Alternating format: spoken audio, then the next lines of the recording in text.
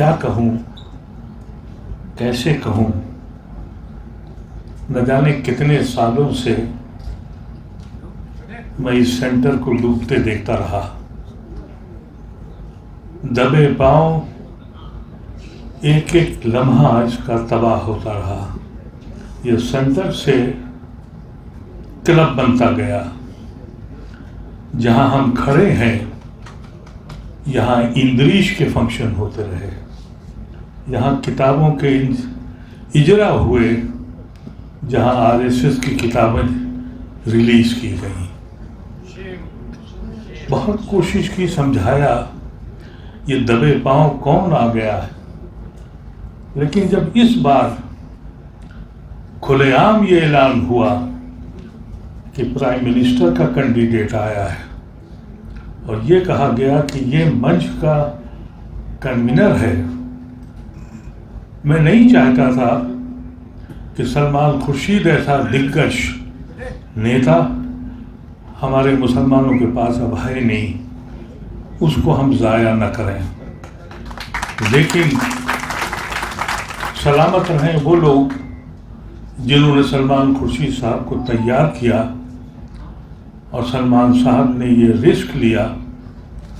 ایسی طرح سے لوگوں کا قبضہ تھا اس پہ کہ مجھے خوف آتا تھا، لیکن جس مارجن سے سلمان صاحب نے فتح حاصل کی، وہ ان کی عظمت، ان کی قیادت، ان کی شخصیت کی نمائندگی کرتی ہے۔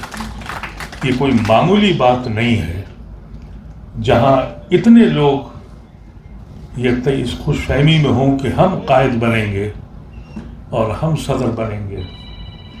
میرے عزیزوں، اگر کوئی قائد حاکم کی خوش آمدگی کرتا ہے تو وہ صرف پالش کرنے کی اوقات رکھتا ہے، اور ایسے ہی ہم نے دیکھا کہ جھاڑو جھلنے کا حکم آیا تو ہمارا چیئرمین جھاڑو لگانے لگا اور ٹی وی دکھانے لگے۔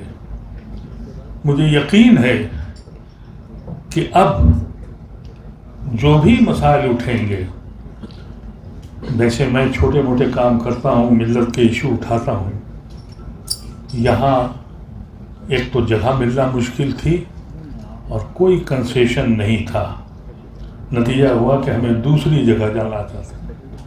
میرا یہ دل کہتا تھا کہ ملت کے مسائل ہوں، ملک کے مسائل ہوں، سیکولرزم کے مسائل ہوں، ہندو مسلمان اتحاد کے مسائل ہوں، تو اس کی آواز اسلامک سینٹر سے اٹھنی چاہیے، لیکن ہم نے کبھی ایسا نہیں دیکھا۔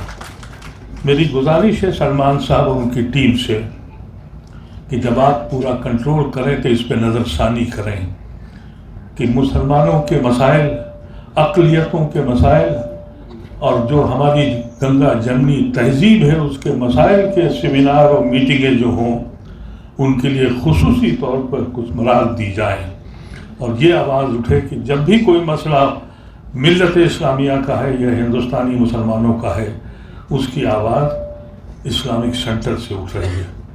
مجھے یقین ہے کہ اب ایسے ہی ہوگا۔ سلمان صاحب کے بارے میں آپ لوگوں کو شاید اتنا علم نہیں ہے، میرا بہت ساتھ رہا ہے۔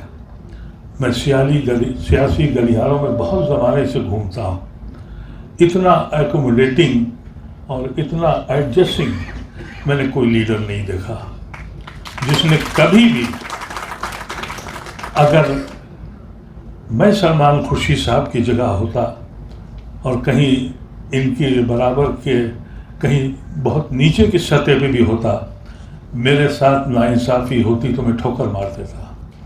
لیکن یہ وہ شخص ہے جو اصولوں پہ لڑتا ہے، اور جو کام انہوں نے آج کیا ہے یہ جشن کا دن ہے۔ ابھی کہا گیا یہ آزادی کا دن ہے۔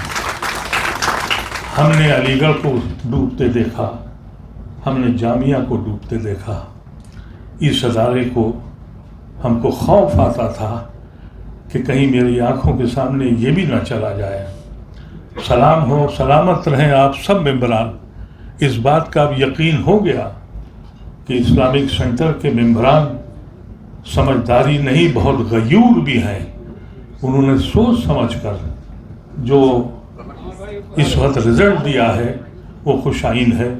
امید کرتے ہیں کہ ہم سب لوگ مل کے آپس میں پھر کریں گے. کوئی ہار گیا کوئی جیت گیا یہ مسئلہ نہیں ہے. عہدہ بڑی چیز نہیں ہے.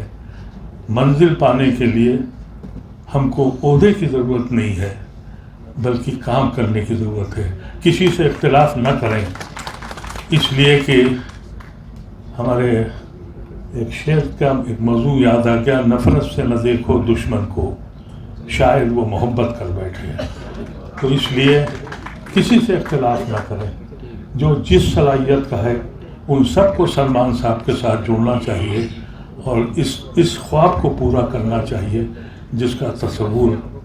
مجھے افسوس ہے کہ جب میں یہاں آنا دیکھتا ہوں کہ یہاں پر فوٹویں مجھے جسٹس ہدایت اللہ کی نہیں دکھائی پڑی، مجھے بیگم عابدہ کی فوٹو نہیں دکھائی پڑی، مجھے ان لوگوں نے جو قربانیاں دی تھیں موسیٰ رضا کی فوٹو مجھے نہیں دکھائی پڑتی.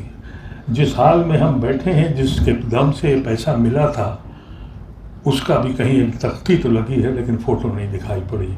میری کو خواہش ہے، گزارش ہے آپ لوگوں سے کہ جن لوگوں نے اس کا خواب دیکھا تھا ان کی تاریخ، ان کی فوٹو یہاں لگائیے، جس میں یہ خیال پیدا ہو کہ ایسے مکبرین اور ایسے بھی لیڈر ہمارے آئے تھے جنہوں نے ایک خواب دیکھا تھا.